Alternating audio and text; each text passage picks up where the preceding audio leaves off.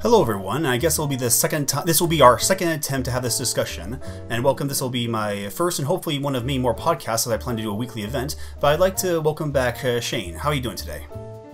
Actually, it's Sean, and I'm doing great. Oh, sorry, Shane. That's quite all right. But thank you very much for calling in and coming back again for this. And just to describe what happened, we originally had a conversation regarding discussing the events of what happened in my Atheist experience call-in. But when we did the product, unfortunately, on a technical error on my side, the audios got mixed and matched. And so hopefully, right now, if there's anybody watching, we'll be able to see people saying that we have our line. Let's see if anyone says anything. Are we? What does the audience say? Are we online? Are we even? Are we walking over each other?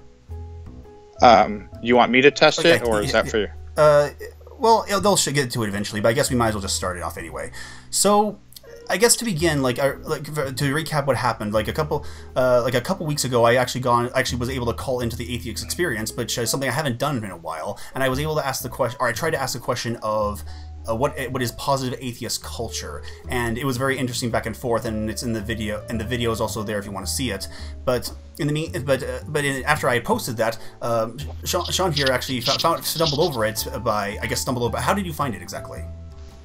So I had initially heard about the Atheist experience through somebody had posted, I think it was one of their shows, YouTube shows on Facebook, and I'm an atheist myself, and so I watched it and I said, oh, this is great. It's the types of discussions that I actually enjoy having, and unfortunately most of the general public don't. They tend to want to discuss things that are more trivial, day-to-day things, but I really enjoy discussions about theology and science, sociology, society, the universe, those types of conversations. So I kind of enjoyed that. And then, so I subscribed to their channel, and every once in a while would do a search as far as the Atheist experience. And yours came up when I sorted by the most recent, your video where you kind of did some silly background music and your little thought bubble pop-ups on it. Yeah. And basically, and that was just, I didn't have, and the reason why I did that is because I didn't really have much input, but I just wanted to make it more interesting by trying to illustrate what I was thinking of at the time. Yeah, and my initial impression when I watched it, because I hadn't spoken with you at this point, was that the background music kind of seemed like it was a little bit mocking, and then the thought bubbles came up, and I interpreted that as you kind of throwing in something at them without them actually being able to respond to it. And so, so I kind of, I misunderstood, your intent behind that, and so I kind of, I made a sarcastic remark in the comments section when you uploaded it to YouTube, and you actually put a little heart on it, like you actually liked my sarcastic comment. So oh yeah, well I did like that sarcastic comment, but for ironic reasons. But yeah, and so because I just like it because it's always going to be a reminder of what that video was about. But regardless, I also the comment section that I'm sure my comment section didn't really help in your assessment of my character. Well, there were certainly other people making some vitriolic remarks, and it's a kind of a contentious topic when you talk about religion, especially when people disagree. And so others were making remarks, and I really didn't. I had a misunderstanding about the whole spirit of it. Why you uploaded it the way you did, but I enjoyed our last conversation. Unfortunately, it didn't get recorded. And according to the audience, it's actually coming out a whole lot better. So hopefully we can actually have the conversation again. And so, oh, sure. And so here we are. Here we try to go. And unfortunately, I forgot to take notes because I forgot preparation. But hopefully we can get something out of it.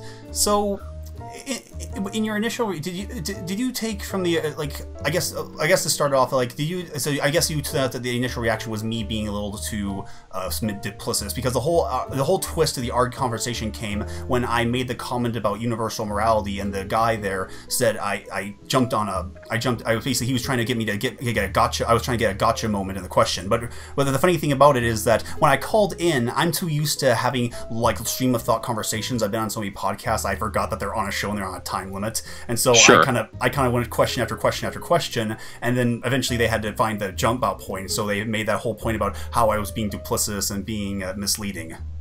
Yeah, what I got from that, it seemed like they thought you were dancing around your point and like trying to do a lead in to a gotcha at the end, instead of just leading off with, this is my real thought, the real reason I called, and they felt like you wasted, you know, all of their time. And so, you know, it seems like it was just a misunderstanding between yourself and the people on the show. But if I have a chance to call in, I will try. I'm going to try to call in this next weekend, although I did try last week with no success. But I am going to try to call in and try to actually get a genuine question in, and with a more direct answer. So hopefully that'll be interesting.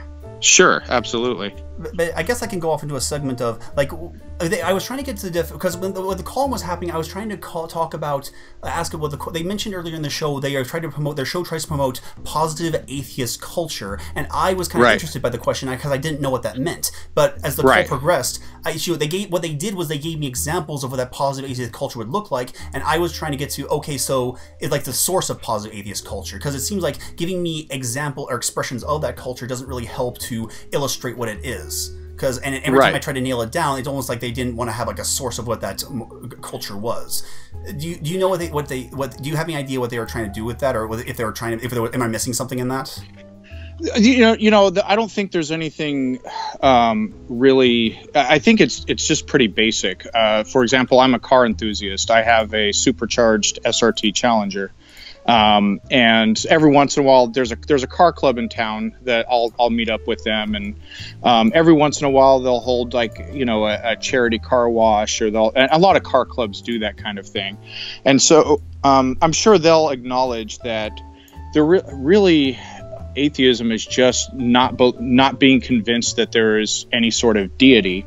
So that in and by itself, there's no real culture behind that, but you can form, and people do. I actually found a military. I'm in the military. A military atheist like Facebook group, and they meet once in a while for dinner and, you know, places. So each place will, you know, people can form groups around. You know, we have a commonality to where we are all atheists, and then you can have discussions about whatever you want to discuss, or you can set up events or what have you. But I don't think there's any sort of culture to speak of just by way of not being convinced there's a God, you know, because people are not convinced of a lot of things, and there's not really a culture behind that. They're just forming their own by having these groups and having people get together. You get what I'm saying?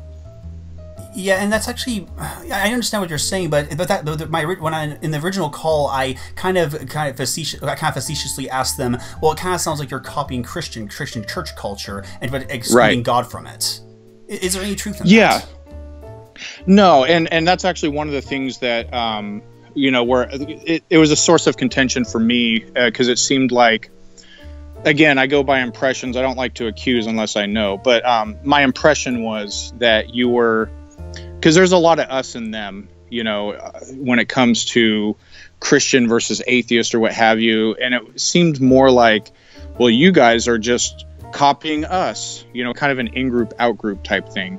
And that was my impression. And really the act of being charitable is that predates Christianity. There's you know, there's something called dana in Hinduism and in Buddhism, where, you know, they're even on the religious side, you know, that predates Christianity. But just being charitable in general, it's not wholly owned by Christianity. And I wouldn't make the accusation. Well, as a Christian, I would say that Christianity totally owns like all moral positions, because as a Christian, I believe that Christianity is the truth, and therefore all good relates to what God is. But the question would be, so Dawa, so atheists acknowledge Dawa, or like, could you explain what because you clarify what Dawa is specifically? Dana, and I don't know. I haven't really studied it. And I've just kind of did a cursory glance of different, you know, religions and philosophies. But there's something called Dana, D-A-N-A, and it's basically the encouragement of being charitable is really what it is in a nutshell. And that's been traced to, like, you know, like I said, Hinduism and Buddhism, both of which I think Hinduism's like 3,500 years old or maybe older. So would that mean that atheism acknowledges a form of Hinduism, or atheism acknowledges some sort of preference? Because it seems like since atheism is simply a lack of belief, it seems like they Right. can't really build, as I said, we can't really build a culture around it. So is it just simply parasiting off like other believer cultures? No, it's not. I don't think it's emulate. Like, you know, you can ask the same thing, you know, with, you know, my car club, you know, when, you know, lots of different car clubs all around the country will do charitable type of events and, you know, positive things. And atheist groups all over the country do the same thing. And so, I mean, is it really important? Like, culturally, it's hard to tell what the different cultural influences are. Culturally, did it come from Christianity?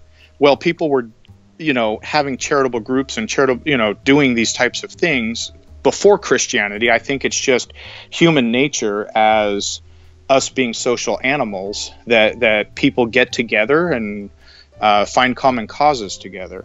And so, you know, are car clubs borrowing from Christianity? You know, I don't think anyone can really answer that. So, well, if Christianity didn't exist, for example, and we didn't have to worry about the discussion of the accusation of, well, you're copying us, is atheism just trying to say that because human beings have done this in the past? Because this is actually something I notice in Matt Dillahee whenever he discusses like morality with a Christian or a believer. Right. He always sets it up as, I'm not sure if he does the same argument, but he basically says, do you and I agree that general human goodness or general human comfort is something we both agree to? And the theist will most likely say yes, but I would have to catch myself thinking, well, do we? Because as a Christian, I say that we should strive for human goodness or human comfort or human thriving, but I do so as a Christian.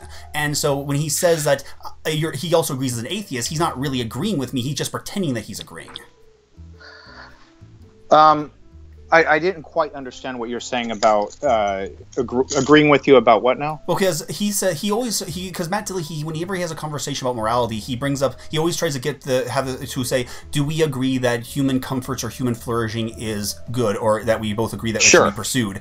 And and most time a Christian would say yes, and a theist would say yes, and say, well, we simply agree with that. We don't have to discuss it. But if I ever have a chance to talk to him, I'll say, well, do we? Because as a Christian, I believe that it is good to pursue these because God demands us to do good. But as an atheist, are you really saying that because atheism teaches that it's good, or are you doing it because just for the sake of trying to win a conversation with me? As an atheist, and just from my you know, the couple of times, this is the second time now that I've had a discussion with you, you seem like a genuinely good person. I believe that if Christianity as a religion never sprang about, or if you lived in a largely secular country and you were an atheist yourself, you would continue being a good person. I don't think that, I mean, if your only reason for being kind to others and doing good things is, well, this book told me I should, or I believe in this God that tells me to, but if it weren't for that, I would be an awful person. I mean, that's not really saying much about who you are as a person. I believe that from an evolutionary standpoint, it's ingrained in us to be social animals, and that includes having emotions of empathy. If I see, not just with people, but if I, you know, I love dogs. If I see a dog that's wounded, or once in a while someone will post on Facebook, this dog's being abused, and it'll be skinny and its ribs showing, and it makes me feel bad, even though it has absolutely nothing to do with me and harms my life in no way whatsoever. That is a biological reaction that can be measured in a brain scan. That's something tangible and demonstrated, that we know that it is human nature to be social and to create societies that are generally beneficial. There are some poor and destitute, you know, societies elsewhere, but in general, that's how we are as human beings. It's just that you believe we are that way because of a God, where I believe only what is actually demonstrated, that we have evolved to be social animals, and that's just human nature. So does human nature dictate us to be good, or is it like, what aspect of human nature actually tells us to do charity or to do good, or defines us as good? The fact that we all live in a collective society, and if everyone behaves in a manner that is beneficial to each other. We all benefit from it. And I think one of the things that makes us behave that way, again, is the emotion empathy. The fact that we have empathy for other human beings, and also the fact that we want social acceptance. You know, if you go and cut in front of somebody in a line, you're gonna really hear it from everyone around you, because you are not being conducive to social harmony. You know, you're cutting in front of everyone else that was waiting before you. You know, that's, you know, those types of things are just human nature, and it allows us to live together as a species. What do you mean by human nature then? Well, I mean, I don't understand your question. Like, to me, it's just self-evident. Like, human nature, the nature of the way we behave. Different animals in the animal kingdom behave in manners that are natural to them. If you look, you know, if you watch piranha, they will all feed on a poor, you know, whatever rodent or whatever gets in the water, but they don't tear each other apart. If they behaved that way, they wouldn't last very long as a species. So for you, so good is so when you break it down like to nuts and bolts, what is good is Right. survivability? Well, survivability is certainly one aspect of good, but and we had a long discussion about this last time. So if you get into what's moral and immoral behavior, that's really saying what's good behavior and what's bad behavior, and that is a subjective assessment. Good and bad, by their very definitions, are subjective, and so we as human beings are all, you know, just giving our subjective inputs, and we've come to some generally universal truths, and a lot of them have been, you know, even those have been, you know, not so much in the past. You know, for example, I'm pretty sure, I don't know if there's any exceptions, but at the very least, the vast majority of countries throughout the world, it's illegal to murder, it's illegal to rape, you know, that sort of thing. So, but do you see? But when you say morality is subjective, are you just saying it varies from person to person? Well, what I'm saying is that morality is an individual perception. It's an individual judgment of this is good behavior, this is bad behavior, and people don't disagree. You know, atheists can disagree with each other about what's moral. Christians can disagree with each other about what's moral, and they often do. And you know, also, of course, atheists and Christians, you know, can disagree about what's moral. It's not like, you know, does 0.999 repeating equal 1? And then if you ask people that question, you're going to get, because it's, you know, intuitively, I say it is, but someone else intuitively will say, well, no, it's not. Well, there's actual mathematical proofs that tell you that, you know, unequivocally 0.999 ... is equal to 1. There's mathematical proofs that settles it. When it comes to morality, there's no mathematical proof unless you start with something subjective, like Matt Dillahunty. The good of society, meaning what's going to reduce harm, what's going to reduce harm, what's going to help people flourish, what's going to be overall conducive to the happiness and harmony of society. So if you go with that as a base, which is a subjective assessment, it's subjectively, to me, this is moral. Now you can go to things that are provable, quantifiable. If you do this, it's going to, you know, increase happiness, it's going to decrease suffering, etc. So basically, they start off with the presumption that the flourishing of human society is good, and they make adjustments accordingly. Yeah, absolutely. So, but is there any justification in doing that? I mean, I know you're saying that morality is an individual choice, but doesn't that, because I would argue that the individual instinct of nature to right and wrong is actually pointing to something that actually is objective. Like, I know this, it's not exactly precise, but as I say that for something to be morally true, if something to be true, like for morally true, it has to be an objective statement, because it has to apply to everyone, and it has to be true apart from my preference towards it. And so, it's just demonstrably not. But if that's the thing, if morality is subjective and it's not part of it, how can there be some sort of agreement or consensus to it? Because we're all just saying that it's basically a bunch of people are getting together and dictating what right and wrong are and imposing on everyone else who disagrees. Well, we have grown-up discussions, you know, like, for example, me and you, and unfortunately, I don't want to presume your position, but, you know, gay marriage. Me and you can have an adult conversation. Well, let's just say you weren't religious. I don't. Well, first of all, before I presume, are you against gay marriage? I'm against it as a matter of principle, because I don't believe that gays technically can get married in the philosophical sense, and so I mean, on a libertarian standpoint, of course, I'm more federalist in that. Okay. I think that states that don't want. I don't think I would vote against it if I had the option, but like certain sections of the country should have places where they can get married and states where they couldn't get married, and that's the place where I would want to live. Okay, so for simplicity, let's go with a very common position of someone who's a Christian is this: that I don't think the legalized gay marriage in the United States, we shouldn't do that. So if they're religious and they're basing that on their religion, there's no real conversation to be had there.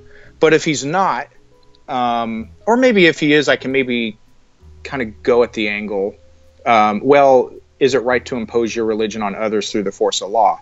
But generally speaking, if two people are not religious, you can have an adult conversation. And even if they are, in most cases, you can. But if it's because of a religious dogma, and that's really the only reason, not an intellectual one, that they disagree with you, it kind of shuts off conversation. Well, yeah, and so religiosity. I mean, because I self-identify myself as a religious fanatic, more or less as a joke. But technically, as a Christian, I believe that the Bible is the Word of God. I believe that God created the universe. I believe all the miracles are real, and so I just call myself a fanatic by extension. So, but there is too much of that non-discussion happening, where, well, if you don't agree with the thing I say, if you don't agree with the Bible, then you must be a heretic and must be silenced. Because actually, a very similar thing happened to me with my one video towards another YouTuber called Shane Killian, where he just recently made a response to me, which I'll have a topic for my other podcast, where he has a very interesting way of discussing it, and ironically, he doesn't address any of the topics I have, and has the nerve to say that I'm not advancing the conversation because I didn't conform to what he said what the first principles are. And there is that happening, but of course, for the sake of our conversation, is there any way is there anything that isn't subjective that you could, if morality is completely subjective? Sure. Is there any way? Because for me, if morality is subjective, it doesn't exist. Because if it's simply a matter of preference, then it's simply a matter of if there are more Christians in the area by that morality. If the majority of the nation is Christian, then technically they have the more, by the atheist perspective, they have the moral right to take that perspective and enforce it on everyone else. But then that goes to the conversation. Well, is it right to do so? And the question would be, well, should not a majority of people be able to say what can and cannot happen in their community? Right. Well, it's going to be subjective, though. So you're saying, well, what if everyone just decides to do something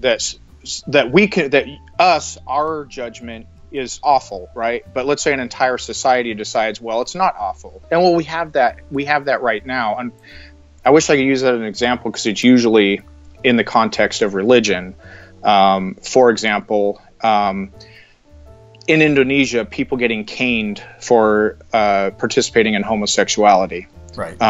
Or in Uganda, you know, it was a death sentence until international pressure, and that now it's only quote a life sentence in prison, homosexuality. So those are religious examples. But in the past, there's, societal norms were to treat women as if they are, lower tier than men. And technically, and you could argue that's going on now in certain Muslim countries. Oh, well, I don't even think there is an argument. It most definitely is. But just to be subjective. Sure. So that's going to happen, and that's the thing, is that everyone's going to have their subjective inputs. And I would argue that modern Western Christians, their human brains, their own intellect, their own growth and assimilation into more modern culture with more progressive views has actually shaped your interpretations of your own religion. So yes, religion has a profound effect on culture and what's considered societal norms, but vice versa. there really are some awful things that are in the Bible that are always explained away, and things that are just, I mean, just unequivocally, you know, Exodus 21-7, you know, you could sell your daughters into slavery. Well, that's the Old Testament. Well, so is Exodus 20, and you were just saying, I live by Exodus 20. What's wrong with 21?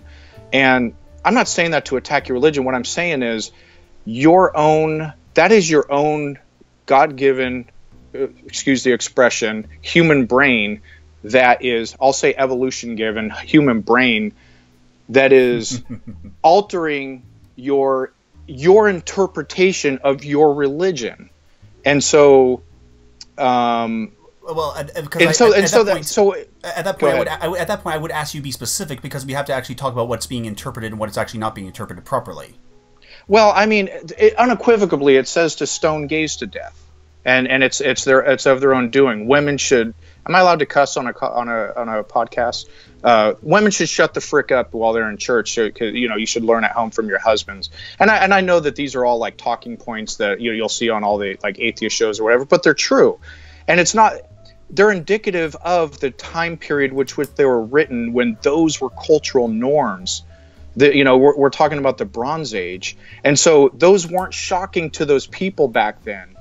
And so, fast forward, this religion is carried on over and over, you know, through, you know, the next 2,000 years, and we have grown as a society. We have, on intellectual and through working together, and you know, civil rights movements and all kinds of things, we've grown as a society for the better, and so your intellect has overridden your interpretation of what the Bible actually says, in my opinion. And obviously you're going to disagree with me on that. Well, to which I would counter, I would say that only seems extreme to us is because we're so separated from the harshness and the realities of the people who grew up in that time. Specifically, sure. Because specifically, we're talking about people who basically lived constantly in scarcity, and I would argue that we are technically so spoiled by our comforts and our surroundings, we don't realize the necessity of such quote-unquote the harshness, because I don't read the Old Testament as being harsh. In fact, sometimes I read the Bible, you know, God's not being harsh enough sometimes.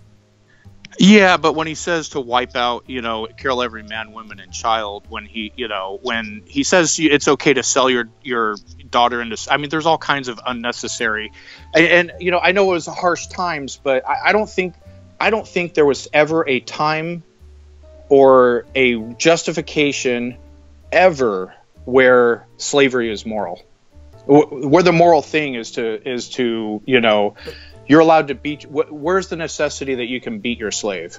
You know, where you can physically abuse, well, even own a slave, but physically abuse the slave. But that actually goes into the question of, well, I mean, technically we could go into the nuance, like the arguments of how different kinds of slavery are different. But the thing is, when you're arguing to me about morality, you're not really making an objective observation. You're making a subjective one. Sure, absolutely. To which I can say, well, you're just why are you complaining about? Why are you arguing about this? It's subjective. You don't even believe what I'm doing is actually wrong. Well, we can argue about all kinds of things that are subjective. We can argue about politics, and that's subjective. Well, no, you can back your subjective opinions up with facts, but you know, you can discuss certain, you know, important things that are subjective. In countries with a very low rates of religiosity, you know, people have ethical debates, and they have these discussions, and they have, you know, societies where people flourish and are happy. But then lies a question, because everything you're expressing towards me is a subjective stance, but the thing is, you're expressing to me as an objective stance. Do you realize what you're doing when you do that?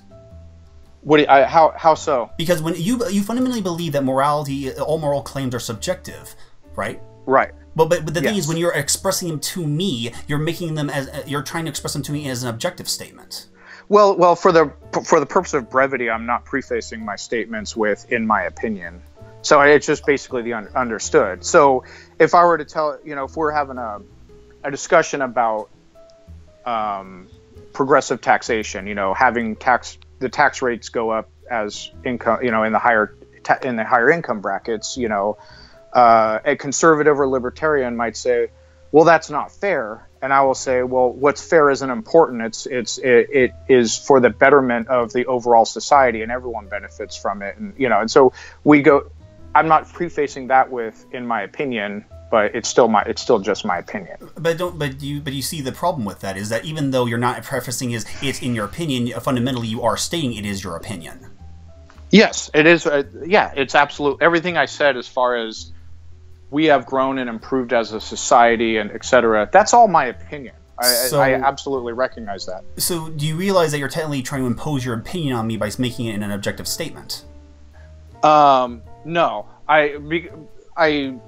No, because I clarified right from the beginning that I'm stating my opinion. This is all opinion-based, what have you, and so I figured I could just kind of go into the conversation with that already being understood and explained ahead of time. Well, and the problem I have and I'm not with trying that to is, impose on. I'm not trying to impose on you. I'm trying to appeal to your intellect. And I'm trying to. And that's the problem. Go ahead. And that is the problem. If I know right away from the beginning that you understand that morality is subjective, I'm not going to listen to a word you have to say because it means that all your statements are not applicable to me. They're not applicable to anyone else. See, I don't believe that's true. But if morality is subjective, how is it? You already know that my opinion is. You already know that my view of morality is it's subjective.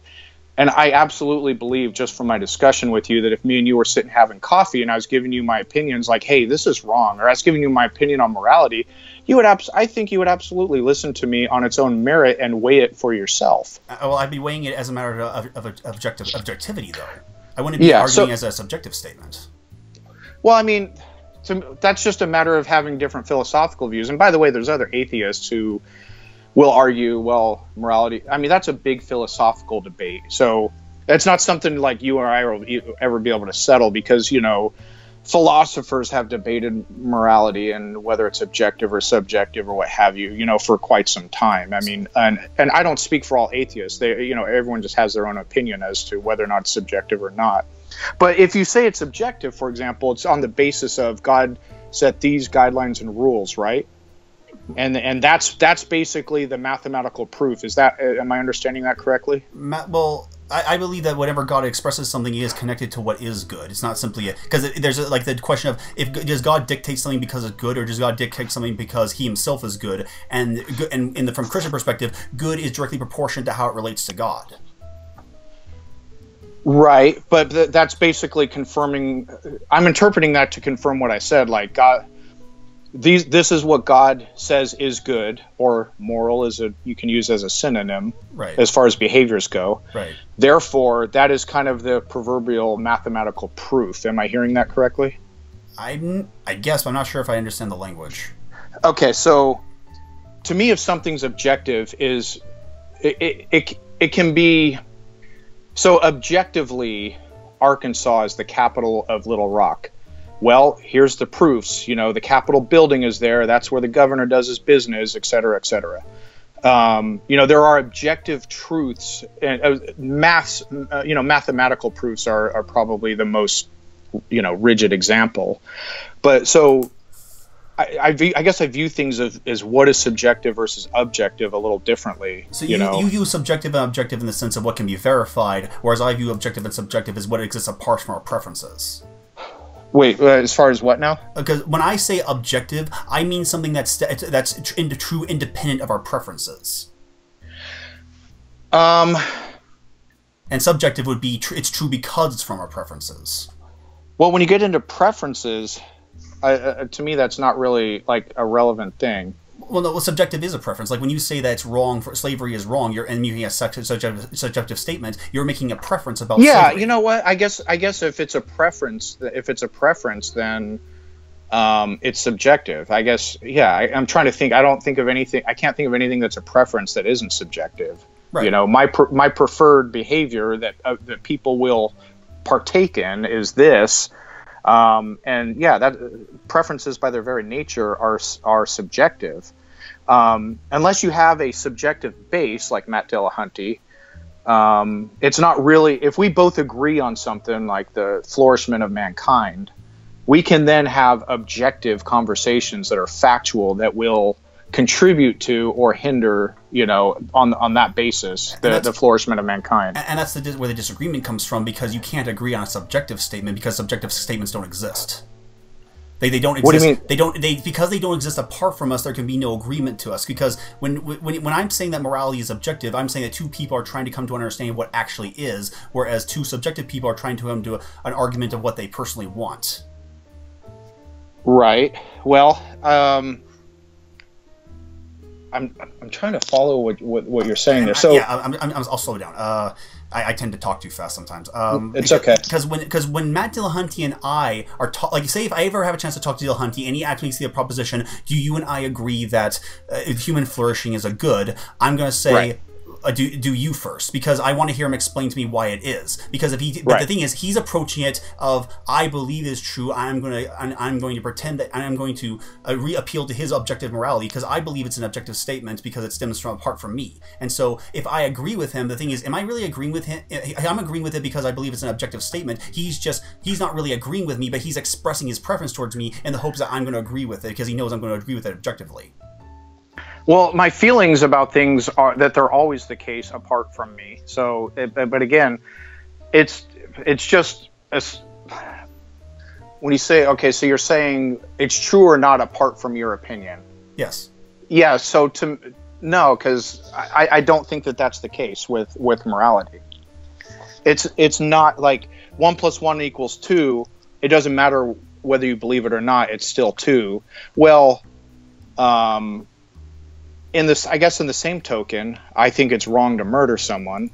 And I think it's wrong whether you agree with me or not. I still think it's wrong. And you can disagree with me. And then we can have a debate, a discussion about it, and we might change each other's minds. We might not, but notice that you're saying it, but you say it's wrong because you prefer it to be wrong. You're not saying it's wrong. In my opinion, in my opinion, it's wrong, and in the opinion of the vast majority of people in the world, it's wrong. And which actually brings into the question, because it seems to me that the only way for atheist morality to even exist is nothing more than morality by majority rule. No.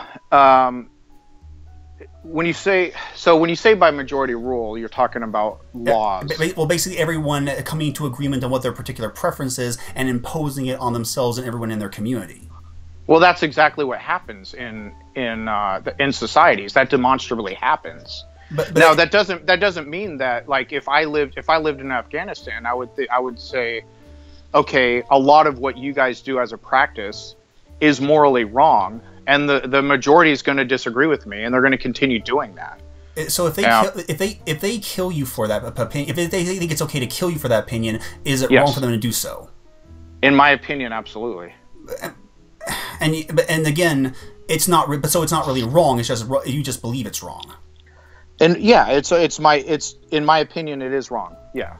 Which brings, I guess, I try to bring back to the concept of positive atheist culture because. I guess we could. Well, we're just gonna go back in circles about this whole preference thing. Yeah. But I guess I have to next. If I ever have a call and I have to come up with a good situation where to illustrate this, because it seems that because human language or the very means by which we discuss morality to each other is kind of on the presumption that morality and truth, like mathematical truths, are true apart from us. 2 + 2 = 4 is not true because I say it is. It's true because 2 of 2 added together becomes 4, right? Right. And so. And so, in that sense, I'm saying that that's what morality is. It's actually out there, and God has, and of course, the Christian God has prescribed it and as actually illustrated through the scriptures. And when you say that morality is subjective, it's kind of like saying that 2 and 2 = 4 because I say so, not because it actually is. No, I'm just saying it's an opinion. It's demonstrably an opinion. If you say good behavior, bad behavior, good or bad anything is an opinion, unless you're basing it on a premise. For example, if you do XYZ, it's good for the economy, and it's mutually understood that good means it will, increase GDP and jobs and what have you. But it's good and bad as assessments are just opinions. Oh, someone in the comment section just gave a really good question. Like, sure, he is a soldier. Ask him if he's ordered to shoot someone. Is that murder?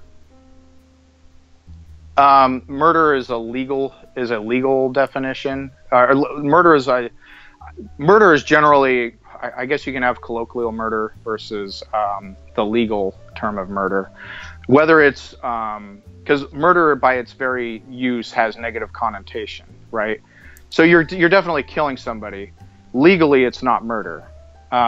Morally, whether it's murder, I don't consider it so. Murder colloquially just means killing somebody unjustly, and you know, that's an assessment that individuals can make. You know, pacifists will say yes, I say no. And so, and so in this situation, if the pacifists say what you did is wrong and they outnumber you, they technically could prosecute you for it, can they?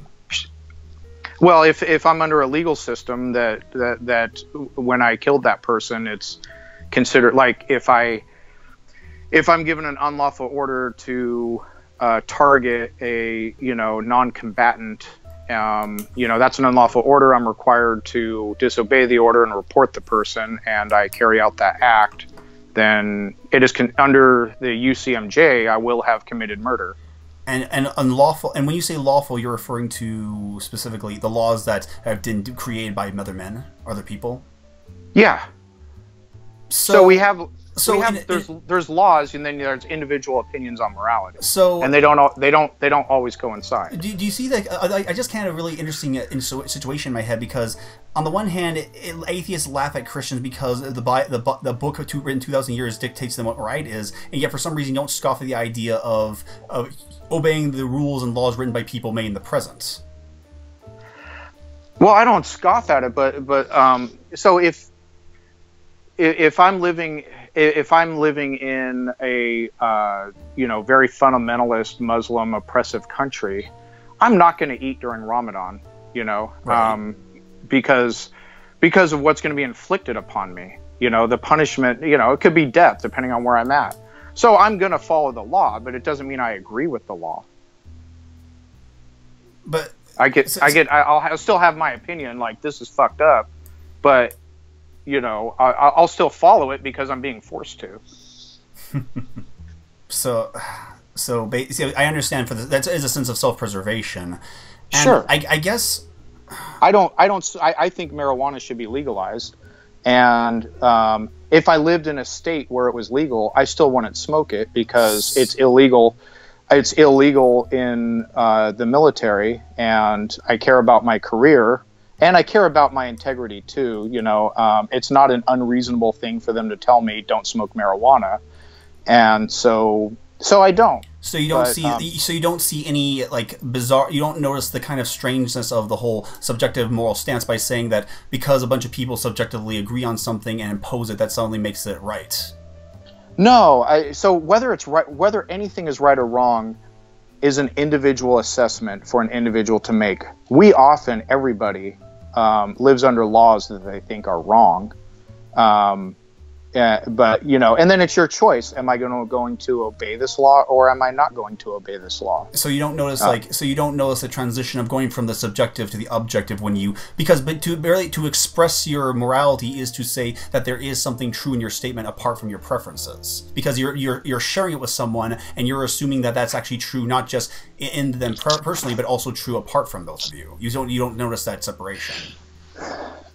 No, it's only, in my opinion, true apart from. So, for example, slavery in the 18th century, or let's say even the 19th century, because that's where it was it became even most prevalent. It was a societal norm. It was controversial, but it was a societal norm. My opinion of that is that even though it was a norm in the my opinion is that it was wrong, always wrong, never right. But I'm acknowledging again that is my opinion, but it's apart from whether or not they agree with me or not. I still have my opinion. My opinion doesn't change based on what have you. But you know what I mean? But if you're expressing it and you want to change it, doesn't it mean that it is apart from you? What do you mean? Like if you disagree with slavery so much that you want the legislation to change, doesn't that mean Sure. that you believe it's actually a true statement that's apart from you? I think it's a true statement apart from me that slavery causes a vast amount of suffering. So that is an objective truth that is apart from me. So, but that is so causing suffering is an objective truth that's apart from you, because I understand that. Yes, causing suffering is absolutely that. I mean, that is objectively true that slavery causes suffering of human beings. Why? No, not the question of like slavery causes suffering, but where's the objective proposition that says that suffering is wrong? That is a subjective assessment. Even though it seems like, so I think where we're having a disconnect is I tend to be very highly technical about things, and I know I'm not saying that you're not technical, as in you're an intelligent person, but I'm very technical about things, and so as human beings with brains that have empathy, it seems very obvious to us, to the point that we feel so strongly about it, like there should be no argument slavery is wrong. But it's still technically it's subjective, and there's been large societies that have disagreed with us. But since morality is subjective, there is no actual way to make. You can't make the statement that slavery is actually wrong. You can make the statement, and I think it feels like it's objective to us, because to us it just seems so obvious. You can have subjective opinions that this almost should be called a fact, you know. But that's the thing. But the thing is technically, it's not. and I'm being very technical here. Is that technically it's not? It is a subjective assessment.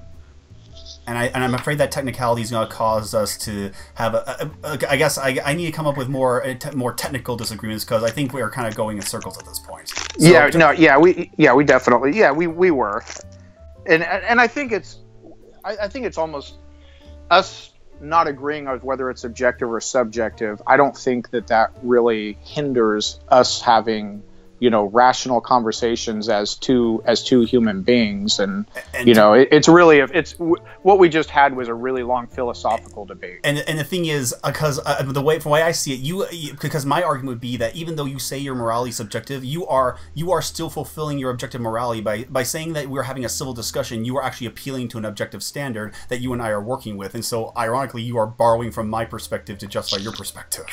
And my interpretation of the conversation was us having, you know, basically trying to sway each other's opinions, and that's how. Well, that's how I interpret it. Well, I was trying to bring the conversation that's more than opinions, but you're just trying to, you're expressing your opinions, and so there's no swaying. There's no real swaying, but there's like a mismatch of opinions.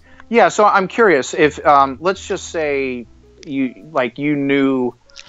I'm curious if your views on morality being objective, is it because of your religion, or do you just, let's say apart from religion, just feel like or just believe that morality is objective? Well, I would connect it to the very existence of God. Like the universe has objectivity, and morality exists because God exists, and the Bible is illustrative of that reality. See, if I learned God was real, first of all, I'd crap my pants, but I pray you're wearing diapers for your conversion.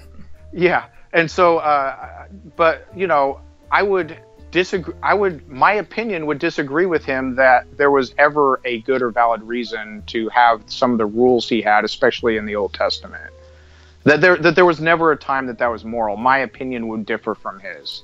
To which God would, and to forgive me for trying to speak that, but it would seem that God would say, like, that is your subjective opinion. What I say is law. Well, yeah, I mean, but that's no different than Saddam Hussein saying, "I say this is law, and I'm going to shoot you dead on the spot." Well, he hasn't changed my opinion. He just, you know, he just shot and killed me, squashed me like a bug. And it is fundamentally different when the creator of the universe says so. But I guess I guess that's where we're gonna have to leave it off, because we're just going in circles at this point. So yeah. So I had a quick question for you. This is something I wanted to bring up before. Do you have time? Oh yeah, sure. Okay. I just have another podcast. I forgot. I kind of lost track of time, but hopefully you get some questions. Yeah, please. Okay. So real quick, if I were to, and forgive the violent nature of what I'm describing, but if I were to strap you down to a chair, pour kerosene on your body, light a match, and say, you start believing in leprechauns right now, or I'm going to light you on fire, would you be able to force yourself to believe in leprechauns? No. Okay. So do you believe that somebody like me, who does not believe that Jesus existed as the Son of God, etc., doesn't believe in God or what have you, that is a common belief in Christianity, is that I'm going to be lit on fire, and worse than that, it's going to last for literally eternity. Do you believe that to be true? Yeah, I believe that those who rejected the gospel will be cast into the fire, yes. Okay. Doesn't that seem kind of effed up to you? Because belief isn't a choice. Like, I can't make myself believe that you can fly. I can't make myself believe in leprechauns. I can't make myself believe that there is a God unless somebody showed me compelling argument. You know what I mean? Compelling evidence. What do you mean when you say you can't make yourself believe? Well, belief isn't a choice. That's what I'm saying. You can't just choose to believe that something exists that you just don't believe exists because you haven't, either the very idea of it seems absurd, or you haven't, been given compelling evidence. Like, I cannot. But then again, that's the thing. You're expressing subjectivity at this point. So are you really talking about what is actually like hidden or concealed from you, or is it just subjectivity talking, because you're kind of using objective terms at this point?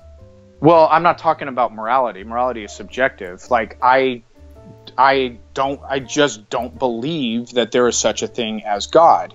And so putting somebody in a lake of fire as a punishment for a behavior, I literally cannot control whether or not I believe in God. I've sought out the truth, etc., and did my research, and the whole idea just seems absurd to me, and I can't help that. My brain, I can't make myself believe in God any more than I can make myself believe in leprechauns. So, do you think it's moral to punish somebody for something that they have no control over? But that's the thing, though. I don't think, because I've been a theist pretty much, like, you could say it's my Christian upbringing, but I've been a theist my whole life. And but the thing is, I don't see why the conflict exists. And maybe that, unfortunately, that might be. What do you mean the conflict? Like, you say that because unfortunately we're kind of short on time, and so we might have to no, that's fine. Direction. Well, this can. Why don't we save this one for belief? And that can give you time to prepare and everything else, and maybe that can be a discussion for next time. Yeah. So I guess that's gonna have to close it up. So sure. Sean, thank you so much for coming on, because you're the first person. I've been trying to get people because people in the comments section have been trying to say denouncing me, and I've been trying to invite them on, and you're the first person to actually come on. I also, real quick, and I know you're in a hurry, I want to compliment you on a very civil. I've seen a lot of these things on YouTube where it gets really heated, but you've been a gentleman, very polite, you've respectful, and I really enjoyed the conversation with you. So I appreciate that. And thank you very much. And so everyone, and I want to thank you again, and maybe we'll have another conversation when I do my regular live stream, which I plan to do on a week, for everyone who are curious, I'm planning to do it on a weekly basis, maybe Friday, but I haven't decided what the time is yet. So everyone, thank you so much for listening. Feel free to, and as in closing, feel free to like or dislike this video, add your favorites, or share it if you really like it. Leave a comment below, and don't forget to subscribe to see future videos. And please check me out on Facebook too, because I finally have a Facebook page at Facebook/ArtisticLayman. So check that out there. And for the last moment, I'm going to ask everyone to be quiet as I play the outro sequence.